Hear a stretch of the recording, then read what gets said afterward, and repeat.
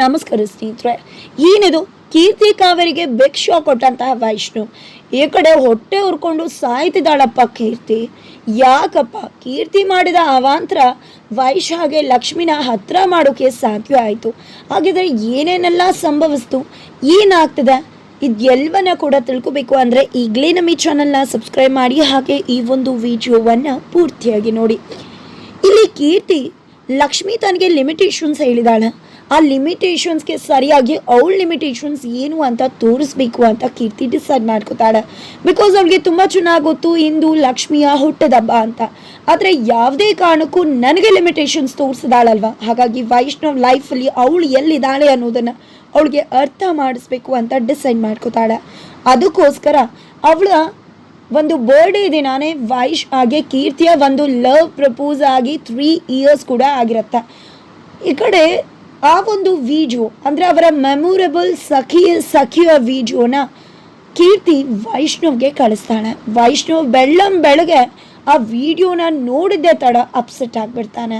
ಈ ಕಡೆ ಲಕ್ಷ್ಮಿಗೆ ಎಲ್ಲರೂ ಕೂಡ ವಿಶ್ ಮಾಡ್ತಾರೆ, ಬಿಕಾಸ್ ಗುಂಡಣ್ಣ ಸ್ಟೇಟಸ್ ಹಾಕಿರ್ತಾರೆ. ಹಾಗಾಗಿ ಎಲ್ರಿಗೂ ಕೂಡ ಗೊತ್ತಾಗುತ್ತೆ ಲಕ್ಷ್ಮಿಗೆ ವಿಶ್ ಮಾಡಿ ವೈಷ್ಣವ್ ವಿಶ್ ಮಾಡಿಲ್ವಾ ಅಂದಾಗ, ಇಲ್ಲ ಅವ್ರು ಮಾಡಿಲ್ಲ, ಅವ್ರಿಗೆ ಗೊತ್ತಿಲ್ಲ ಅನ್ಸುತ್ತೆ ಅಂದಾಗ ಈಗ ಗೊತ್ತಾಗುತ್ತೆ ಬಿಡು, ಅವನು ಕೂಡ ಸ್ಟೇಟಸ್ ನೋಡ್ತಾನೆ, ಬಂದು ವಿಶ್ ಮಾಡ್ತಾನೆ ಅಂತ ಅನ್ಕೋತಾರೆ.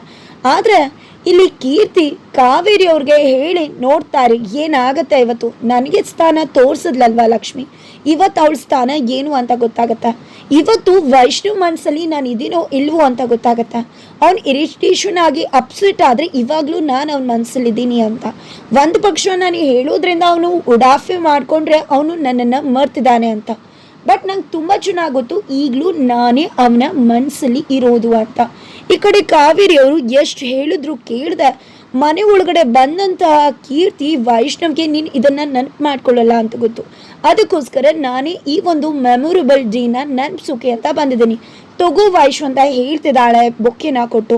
ಅದನ್ನು ಕೆಳಗಡೆ ಬಿಸಾಡಿ ಯಾರಿಗೆ ಬೇಕೋ, ಯಾವನು ಹೇಳಿದ್ದು ಇದನ್ನು ಮೆಮೊರೇಬಲ್ ಡೇ ಅಂತ, ಯಾವ ಮೆಮೊರಿನೂ ಇಲ್ಲ, ಏನೂ ಇಲ್ಲ, ಈ ಡೇನ ನೆನಪು ಮಾಡ್ಕೊಳ್ಳೋ ಅವಶ್ಯಕತೆಯೂ ಇಲ್ಲ ಅಂತ, ನೆಸೆಸಿಟಿ ಕೂಡ ಬೇಕಾಗಿಲ್ಲ ಅಂತ ಹೇಳಿ ಉಡಾಫೆ ಮಾತಾಡಿ ಅಲ್ಲಿಂದ ಹೊರಟುಬಿಡ್ತಾನೆ. ಈ ಕಡೆ ಕೀರ್ತಿ ಖುಷಿ, ಬಿಕಾಸ್ ಅಲ್ಲಿ ಎಲ್ಲ ಕೂಡ ಇದ್ದಾರೆ. ಲಕ್ಷ್ಮಿ ಅದನ್ನು ತನ್ನ ಬರ್ಡೇ ವಿಷಯವಾಗಿ ಹೇಳ್ದ ಅಂತ ಅನ್ಕೋತಿದ್ದಾಳೆ.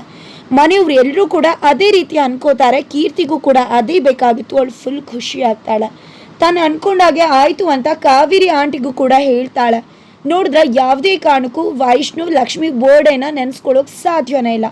ಅವ್ನು ಇರಿಟೇಟ್ ಮಾಡ್ಕೊಂಡ. ಅದರತ್ತೆ ಇವತ್ತಿಗೂ ಕೂಡ ನಾನೇ ಅವ್ನ ಮನಸ್ಸಲ್ಲಿ ಇರುವುದು ಅನ್ನೋ ಖುಷಿಯಿಂದ ಮನೆಗೆ ಹೋಗ್ತಾಳೆ. ಅದನ್ನೇ ಅವಳು ತನ್ನ ಡೈರಿಲಿ ಬರೀತಿದ್ದಾಳೆ. ಇವತ್ತು ಏನಾಯಿತು, ಇವತ್ತು ಏನು ಮಾಡಿದೆ, ಲಕ್ಷ್ಮಿ ಬರ್ಡೇನ ವೈಷ್ಣವ್ ನೆನೆಸ್ಕೊಳ್ಳೋದಿಲ್ಲ, ಓಲ್ ಡೇ ಕೂಡ ಖಂಡಿತ ಅವ್ನು ನೆನಪು ಮಾಡ್ಕೊಳ್ಳೋಕ್ಕೆ ಸಾಧ್ಯನೇ ಇಲ್ಲ ಅಂತ ಬರೀತಿದ್ದಾಳೆ. ಆದರೆ ಇಲ್ಲಿ ಎಲ್ಲವೂ ಕೂಡ ಉಲ್ಟಾ ಹೊಡಿತದೆ. ಈ ಕಡೆ ವೈಷ್ಣವ್ ರೂಮಲ್ಲಿದ್ದಾಗ ಲಕ್ಷ್ಮಿ ಅವ್ರನ್ನ ಯಾಕೋ ಕರೀತಾರೆ. ಬಟ್ ಲಕ್ಷ್ಮಿ ಅನ್ಕೋತಾಳೆ ವಿಶ್ ಮಾಡೋಕೆ ಅಂತ. ಬಟ್ ಅವ್ನು ವಿಶ್ ಮಾಡೋ ಕರಿಯಲ್ಲ, ಟವಲ್ ಕೇಳೋಕೆ ಕರೀತಾನೆ. ಆಗಲೂ ಕೂಡ ಕೇಳ್ತಾಳೆ ನೀವು ಇದಕ್ಕೆ ಕರೆದ ಅಂದಾಗ ಹೌದು ಅಂತ ಈಸಿಯಾಗಿ ಹೇಳಿಬಿಡ್ತಾರೆ. ಇದರಿಂದ ಅವಳ ಮನಸ್ಸಿಗೆ ಘಾಸಿ ಆಗುತ್ತೆ. ನಂತರ ಆಚೆ ಬರ್ತಿದ್ದಾಗ ಈ ಕಡೆ ಸುಪ್ರೀತ್ ಅವರು ಹೋಗಿ ವೈಷ್ಣವ್ಗೆ ಎಲ್ಲ ಗಂಡಸರು ಹೀಗೇನಾ, ನೀನು ಕೂಡ ಹೀಗೇನಾ ವೈಶ್, ಹೆಂಡತಿ ಬರ್ಡೇನ ನೆನ್ಪಿಟ್ಕೊಳ್ದೆ ಅದನ್ನು ನೆನೆಸಿದ್ರು ಕೂಡ ಅದ್ರ ಅವಶ್ಯಕತೆ ಇಲ್ಲ ಅಂತ ಹೇಳ್ತೀಯಲ್ಲ, ಏನು ಹೇಳಬೇಕು ನಿನಗೆ, ಯಾಕೆ ಈ ರೀತಿ ಆಡ್ದೆ ನೀನು ಅಂತ ಕೇಳ್ತಿದ್ರೆ ಏನು ಹೇಳ್ತಿದ್ರ ಅತ್ತೆ ನೀವು, ಹೆಂಡತಿ ಬರ್ಡೇನಾ, ಇವತ್ತು ಲಕ್ಷ್ಮಿ ಅವ್ರ ಬರ್ಡೇನಾ ಅಂತ. ಹೌದು ಇವತ್ತು ಲಕ್ಷ್ಮಿ ಬರ್ಡೇ, ನೀನು ವಿಶ್ ಮಾಡ್ತೀಯ ಅಂತ ಹೆಣ್ಮಗು ಎಷ್ಟು ಕಷ್ಟದಿಂದ ಪ್ರೀತಿಯಿಂದ ಕಾಯ್ತಾ ಇತ್ತು.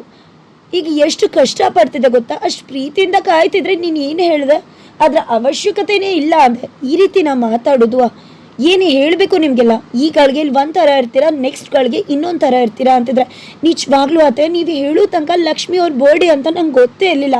ಆ ಕೀರ್ತಿ ಯಾವುದೋ ವಿಷಯವಾಗಿ ಬಂದಿದ್ಲು, ಅದಕ್ಕೆ ನಾನು ಕೋಪ ಬಂದು ಎಸ್ತಿದ್ದೆ ಹೊರತು ಲಕ್ಷ್ಮಿ ಬರ್ಡೇ ಅಂತ ನಂಗೆ ಗೊತ್ತೇ ಇಲ್ಲ ಅಂತ ಹೇಳಿ ಮೊದಲು ಲಕ್ಷ್ಮಿ ಅವ್ರಿಗೆ ಸಾರಿ ಕೇಳಿ ವಿಶ್ ಮಾಡಬೇಕು ಅಂತ ಈ ಕಡೆ ಲಕ್ಷ್ಮಿ ಅವ್ರ ಬಳಿಗೆ ಬರ್ತಿದ್ದಾರೆ. ಅಷ್ಟರಲ್ಲಿ ಆಲ್ರೆಡಿ ಕಾವೇರಿ ಅವ್ರು ಕೂಡ ಲಕ್ಷ್ಮಿಗೆ ವಿಶ್ ಮಾಡಿರ್ತಾರೆ. ಈ ಕಡೆ ಎಲ್ಲರೂ ವಿಶ್ ಮಾಡಬೇಕಾದ್ರೆ ನಿನ್ನ ಬರ್ಡೇ ನಮ್ಮ ಅಂತ ಕೇಳಿ ವಿಶ್ ಮಾಡಿರ್ತಾರೆ. ಆದರೆ ಅಲ್ಲಿ ಸುಪ್ರೀತ್ ಅವ್ರು ಕೂಡ ನಿಮ್ಮ ಮಗಂಗೆ ನೀವೇ ಹೇಳ್ಬೋದಲ್ವ ಅಂತ ಹೇಳಿ ಅವ್ರಿಗೂ ಕೂಡ ಬುದ್ಧಿ ಹೇಳಿರ್ತಾರೆ. ಆದರೆ ಇಲ್ಲಿ ಲಕ್ಷ್ಮಿ ಹತ್ರ ಸಾರಿ ಕೇಳೋಕೆ ವೈಷ್ಣವ್ ಬಂದಾಗ ಆಲ್ರೆಡಿ ಲಕ್ಷ್ಮಿ ಖುಷಿಯಾಗಿದ್ದಾಳೆ. ಅದಕ್ಕೆ ಕಾರಣ ಅಕ್ಕಮ್ಮ ಕಾಲ್ ಮಾಡಿ ಲಕ್ಷ್ಮಿಗೆ ವಿಶ್ ಮಾಡೋಕೆ ಕಾಲ್ ಮಾಡಿದ್ದಾರೆ. ಆಗ ವೈಷ್ಣವ್ ವಿಶ್ ಮಾಡದ್ನ ಅಂತ ಕೇಳ್ತಿದ್ದಾಗೆ ನಡು ರಾತ್ರಿಯಲ್ಲೇ ವಿಶ್ ಮಾಡಿದ್ರು ಅಕ್ಕ, ಜೊತೆಗೆ ಮನೆಯವರೆಲ್ಲರೂ ಕೂಡ ವಿಶ್ ಮಾಡಿದ್ರು ಗೊತ್ತಾ. ಗೊಂಡಣ್ಣ ಸ್ಟೇಟಸ್ ಹಾಕಿದ್ದು ನೋಡಿ ಎಷ್ಟು ಚಂದ ಫೋಟೋಸ್ ಹಾಕಿದ್ದ, ಅದನ್ನೆಲ್ಲ ನೋಡಿ ಮನೆಯವರೆಲ್ಲರೂ ಕೂಡ ವಿಶ್ ಮಾಡಿದ್ರು ನನಗೆ. ಅವರು ಎಷ್ಟು ಸತಿ ವಿಶ್ ಮಾಡಿದ್ರು. ಬೆಳಗ್ಗೆಯಿಂದ ದೇವಸ್ಥಾನಕ್ಕೆ ಹೋಗಿದ್ವಿ, ಜೊತೆಗೆ ರಾತ್ರಿ ಡಿನ್ನರ್ಗೆ ಹೋಗೋಣ ಅಂತ ಕೂಡ ಹೇಳಿದ್ದಾರೆ. ಜೊತೆಗೆ ಒಂದು ಗಿಫ್ಟ್ ಕೂಡ ತಂದಿಟ್ಕೊಂಡಿದ್ರು ಗೊತ್ತಾ, ಸ್ಯಾರಿನ. ಆ ಗಿಫ್ಟ್ ಎಷ್ಟು ಚೆನ್ನಾಗಿತ್ತು ಗೊತ್ತಾ ಸ್ಯಾರಿ ಅಂತ ಹೇಳಿದಾಳೆ. ಹೌದಾ ತೋರಿಸು ಅಂದಾಗ ಇಲ್ಲ ಅಕ್ಕ ಅದು ಫಾಲ್ಸ್ ಹಾಕ ಕೊಟ್ಟಿದ್ದೀನಿ ಅಂತ ಸುಳ್ಳು ಹೇಳ್ತಾಳೆ. ಬಿಕಾಸ್ ಯಾವ ಗಿಫ್ಟ್ ಕೂಡ ಬಂದಿಲ್ಲ. ಅದನ್ನು ಕೇಳ್ತಿದ್ದಾಗೆ ವೈಷ್ಣವ್ಗೆ ತನ್ನ ಬಗ್ಗೆ ತಾನೇ ಬೇಸರ ಮಾಡ್ಕೊತಿದ್ದಾನೆ. ಜೊತೆಗೆ ಗುಂಡಣ್ಣ ನನ್ನ ಮಗ ಎಷ್ಟು ಚಂದ ಸ್ಟೇಟಸ್ ಹಾಕಿದ್ದ ಅಂತ ಹೇಳಿ ಹೊಗಳುತ್ತಿದ್ದಾಳೆ. ಇದು ಎಲ್ಲವನ್ನ ಕೂಡ ಕೇಳಿಸ್ಕೊಂಡಿದ್ದೆ ವೈಷ್ಣವ್ಗೆ ಪಾಪ ಪ್ರಜ್ಞೆ ಕಾಡುತ್ತೆ. ಏನಿದು ನಾನು ಏನು ಮಾಡಿಲ್ಲ ಆದರೂ ಕೂಡ ಸುಳ್ಳು ಹೇಳ್ತಿದ್ದಾರಲ್ಲ ಅದಕ್ಕೆಗೆ ಅಂತ ಅಂದ್ಕೊಂಡು ಅಮ್ಮನ ಹತ್ರ ಬರ್ತಾನೆ. ಏನಿದು ನನ್ನ ಮಗನ ಒಂದು ಪಯಣ ಈ ಕಡೆ ಬಂದ್ಬಿಟ್ಟಿದೆಯಲ್ಲ ಅಂತ ಅನ್ಕೋತಿದ್ದಾಗೆ ಕೂತ್ಕೋ ವೈಶ್. ಏನು ಅಂದಾಗ ಅಮ್ಮ ನಾನು ಸರಿಯಾದ ಗಂಡ ಅಲ್ಲ, ನಂಗೆ ನನ್ನ ಹೆಂಡತಿನ ಸರಿಯಾಗಿ ನೋಡ್ಕೊಳ್ಳೋಕ್ಕೂ ಕೂಡ ಬರೋದಿಲ್ಲ ಅಂದಾಗ ಯಾಕೆ ವೈಶ್ ಲಕ್ಷ್ಮಿ ಬರ್ಡೇ ಬಗ್ಗೆ ಮಾತಾಡ್ತಿದ್ಯಾ ಅಂದಾಗ ಹೌದು ಅಮ್ಮ ನೀನು ವಿಶ್ ಮಾಡಬೇಕಿತ್ತಲ್ವಾ ವೈಶ್ ಅಂದಾಗ ಇಲ್ಲ ಅಮ್ಮ ನಿಜ ಹೇಳ್ತಿದ್ದೀನಿ, ನನಗೆ ಲಕ್ಷ್ಮಿಯವ್ರ ಬರ್ಡೇ ಅನ್ನೋದೇ ಗೊತ್ತಿಲ್ಲ. ಪ್ರತಿಯೊಬ್ಬರು ಕೂಡ ಅವ್ರ ಹೆಂಡತಿ ಬರ್ಡೇ ಗೊತ್ತಿರುತ್ತೆ, ಆದರೆ ನನಗೆ ಗೊತ್ತಿಲ್ಲ. ನಂಗೆ ತುಂಬ ಬೇಜಾರಾಗ್ತದೆ. ಅವರು ಒಂದು ಬರ್ಡೇ ಕೂಡ ತಿಳ್ಕೊಳ್ಳಾರ್ದೆ ಹೋದ್ನಲ್ಲ ನಾನು ಅಂತಿದ್ರೆ ನಿಜ ವೈಶ್ ನೀನು ತಪ್ಪು ಮಾಡಿದ್ಯಾ. ಪ್ರತಿ ಹೆಣ್ಮಗಳು ಕೂಡ ತನ್ನ ಗಂಡ ತನ್ನ ಬರ್ಡೇನ ನೆನ್ಪಿಟ್ಕೊಂಡು ಹೇಳಬೇಕು ಅಂತ ಅಂದ್ಕೊಳ್ಳೋದು ಒಂದು ಬೇಸಿಕ್ ವಿಶ್. ಅದು ತಪ್ಪು ಅಂತ ಹೇಳೋಕ್ಕಾಗಲ್ಲ. ಅವಳ ಮನಸ್ಸಿಗೆ ತುಂಬಾ ನೋವಾಗಿದೆ. ಜೊತೆಗೆ ನಾನು ಕೂಡ ಅವಳ ಬರ್ಡೇಗೆ ವಿಶ್ ಮಾಡಿದೆ, ಬಟ್ ನನಗೆ ಗೊತ್ತಿರಲಿಲ್ಲ ಈ ಒಂದು ಬೇಸಿಕ್ ವಿಷಯ ಕೂಡ ನೀನು ತಿಳ್ಕೊಂಡಿಲ್ಲ ಅಂತ. ನಾನೇ ಒಂದು ಬೇಸಿಕ್ ಮ್ಯಾಟ್ರ್ ನಿನಗೆ ತಿಳಿದಿರುತ್ತೆ ಅಂತ ಅಂದ್ಕೊಂಡು ಸುಮ್ಮನೆ ಆಗಿಬಿಟ್ಟೆ. ಇಲ್ಲ ಅಂದರೆ ನಾನೇ ಬಂದು ನಿನಗೆ ಹೇಳ್ತಿದ್ದೆ ಅಂದಾಗ ಆದರೂ ಅಮ್ಮ ನಾವು ತಪ್ಪು ಮಾಡಿಬಿಟ್ಟೆ. ಅದಕ್ಕೆ ಹತ್ರ ಎಷ್ಟು ಚೆನ್ನಾಗಿ ಸುಳ್ಳು ಹೇಳ್ತಿದ್ರು ಗೊತ್ತಾ. ನಾನು ಒಂದು ವಿಷಯ ಕೂಡ ಮಾಡಿಲ್ಲ, ಆದರೆ ಆ ಸರ್ಪ್ರೈಸ್ ಈ ಸರ್ಪ್ರೈಸ್ ಕೊಟ್ಟರು ಅಂತ ಸುಳ್ಳು ಹೇಳ್ತಿದ್ರು. ಅವ್ರು ಏನು ಹೇಳಿದ್ರು ಅದಕ್ಕಿಂತ ಜಾಸ್ತಿಯಾಗಿ ಏನಾದರೂ ಮಾಡಬೇಕು, ಮಾಡೇ ಮಾಡ್ತೀನಿ ಅಂತ ವೈಷ್ಣವ್ ಹೋಗ್ತಾನೆ. ಈ ಕಡೆ ಕಾವೇರಿ ಅವ್ರಿಗೆ ಉರ್ದು ಹೋಗುತ್ತೆ. ಇದೆಲ್ಲ ಕೀರ್ತಿಯಿಂದಾನೇ ಆಗಿದ್ದು. ಸುಮ್ಮನೆ ಏನೋ ಬರ್ಡೇ ವಿಶ್ ಮಾಡಿ ಸುಮ್ಮನೆ ಆಗ್ತಿದ್ದ. ಇವಳಿಂದ ನನಗೆ ಏನೇ ಹೇಳಿದ್ರು ಈ ಎಡ್ವರ್ಟ್ ಹುಡುಗಿ ಮಾಡೋ ಎಡ್ವರ್ಟ್ ಅಂತೂ ಅಷ್ಟಿಷ್ಟೆಲ್ಲ ಅನ್ಕೋತಿದ್ದಾಗೆ ಈ ಕಡೆ ಕೀರ್ತಿ ಕಾಲ್ ಮಾಡ್ತಾರೆ. ಏನು ಆಂಟಿ ನಾನು ಹೇಳಿಲ್ವಾ ಲಕ್ಷ್ಮಿ ಬರ್ಡೇ ಯಾವುದೇ ಕಾರಣಕ್ಕೂ ವಿಶ್ ಕೂಡ ಮಾಡಲ್ಲ ವೈಶ್ ಅಂದಾಗ ಯಾರು ಹೇಳಿದ್ದು, ಏನು ಅಂದ್ಕೊಂಡಿದ್ಯಾ? ಸುಮ್ಮನೆ ಇದ್ದಿದ್ರೆ ಲಕ್ಷ್ಮಿಗೆ ಒಂದು ವಿಶ್ ಮಾಡಿ ಸುಮ್ಮನೆ ಇರ್ತಿದ್ದ, ಆದರೆ ಈಗ ಇಡೀ ಮನೆಯವ್ರನ್ನ ಸೇರಿಸ್ಕೊಂಡು ಸೆಲೆಬ್ರೇಟ್ ಮಾಡಬೇಕು ಅಂತಿದ್ದಾನೆ. ಇದೆಲ್ಲ ನಿನ್ನಿಂದಾನೆ ಆಗಿದ್ದು ಅಂತಿದ್ದಾಗ ಈ ಕಡೆ ಕೀರ್ತಿ ಸುಮ್ಮನೆ ಹೇಳ್ತಿದ್ರ ಆಂಟಿ ಅಂದಾಗ ನಾನು ಯಾಕೆ ಸುಮ್ಮನೆ ಹೇಳಲಿ, ನಿಜನೇ ಹೇಳ್ತಿದ್ದೀನಿ ಅಂತ ಹೇಳ್ತಾರೆ. ಶಾಕ್ ಆಗ್ತಾಳೆ ಕೀರ್ತಿ. ಈ ಕಡೆ ಅಡುಗೆ ಮನೆಗೆ ಬಂದು ಕೇಸರಿ ಬಾತ್ ಮಾಡ್ತಿದ್ದಾನೆ. ಕೇಸರಿ ಬಾತ್ ಕೇಕ್ ಮಾಡೋದ್ರ ಮುಖಾಂತರ ಲಕ್ಷ್ಮಿ ಅವ್ರ ಕೈಯಿಂದ ಅದನ್ನು ಕಟ್ ಮಾಡಿಸ್ಬೇಕು ಅಂತ ತುಂಬ ಖುಷಿಯಿಂದ ಮಾಡ್ತಿದ್ದಾನೆ. ನಂತರ ಈ ಕಡೆ ಕೀರ್ತಿಗೂ ಕೂಡ ಕಾಲ್ ಮಾಡ್ತಾರೆ. ಕೀರ್ತಿ ಕಾಲ್ ಮಾಡಿ ಇವತ್ತು ನೀನು ಯಾಕಷ್ಟು ಅಪ್ಸೆಟ್ ಮಾಡಿಸ್ದೆ ಅಂತ ಗೊತ್ತು, ನನ್ನ ಹೆಂಡತಿ ಬರ್ಡೇ ಇದೆ, ನೀನು ಬರಲೇಬೇಕು, ಯಾಕಂದರೆ ಸೆಲೆಬ್ರೇಟ್ ಮಾಡ್ತಿದ್ದೀನಿ, ನೀನು ಬರಲಿಲ್ಲ ಅಂದರೆ ನಂಗೆ ತುಂಬ ಬೇಜಾರಾಗತ್ತೆ, ಬಂದ್ಬಿಡು ಕೀರ್ತಿ ಅಂತ ಹೇಳಿ ಕಾಲ್ ಕಟ್ ಮಾಡ್ತಾನೆ. ನಂತರ ಈ ಕಡೆ ಎಲ್ಲರೂ ಕರಿತಾನೆ, ಲಕ್ಷ್ಮಿಯವ್ರನ್ನೂ ಕರಿತಾನೆ. ನಂತರ ಕೇಕ್ನ ಅಲ್ಲಿಟ್ಟು ಸರ್ಪ್ರೈಸ್ ಆಗಿ ಈ ಕಡೆ ಸಾರಿ ಲಕ್ಷ್ಮಿ ಅವರೇ ನಿಜವಾಗ್ಲೂ ಹೇಳ್ತಿದ್ದೀನಿ ನಿಮ್ಮ ಬರ್ಡೇ ಅಂತ ನನಗೆ ಗೊತ್ತಿಲ್ಲ, ನಿಜ ನಾನು ಮಾಡಿದ ತಪ್ಪೆ. ಯಾಕಂದರೆ ಪ್ರತಿಯೊಂದು ಗಂಡ ಕೂಡ ಹೆಂಡತಿ ಬರ್ಡೇನ ನೆನೆಸ್ಕೋಬೇಕಾಗಿದ್ದು ಅವ್ನ ಕರ್ತವ್ಯ, ಅದನ್ನು ನಾನು ಒಪ್ಕೋತೀನಿ. ಯಾಕಂದರೆ ಅದು ತಪ್ಪು ಅಂತ ನಾನು ಕೂಡ ವಾದ ಮಾಡ್ತೀನಿ. ಆದರೆ ಇವತ್ತು ಆ ತಪ್ಪು ನನ್ನಿಂದಾನೇ ಆಗಿದೆ.